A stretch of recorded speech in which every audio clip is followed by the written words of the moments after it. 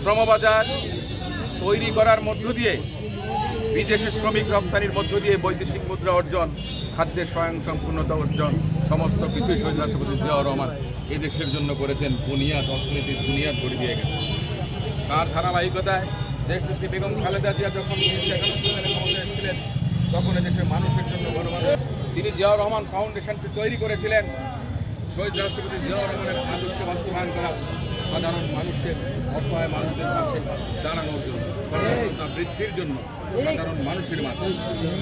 তিনি গৃহপালিত পশু থেকে আরম্ভ করে গবাদি পশু, হাঁস মুরগি খামার করে তোলার জন্য গ্রামে গঞ্জে প্রত্যন্ত অঞ্চলে তিনি গিয়েছিলেন। মৎস্য খামারের উপরে তিনি জোর দিয়েছিলেন। কৃষিতে সহায়তা করার জন্য, কৃষিতে উৎসাহী করার জন্য সমগ্র বাংলাদেশ চড়ে বেরিয়েছেন।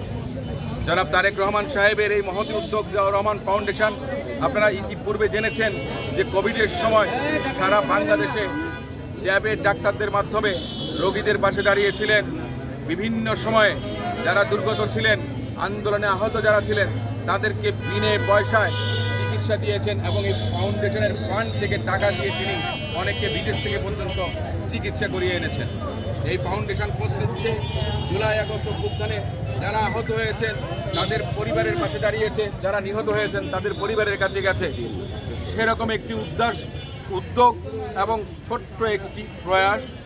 এই বর্ষাকাল, এখন রিক্সাওয়ালা ভাইয়েরা ভিজে, কখনো গরমে ঘামে ভেজেন আর কখনো বৃষ্টিতে ভেজেন। যে সমস্ত রিক্সাওয়ালা ভাইয়েরা, তাদের জন্য আমাদের এই ক্ষুদ্র প্রয়াস।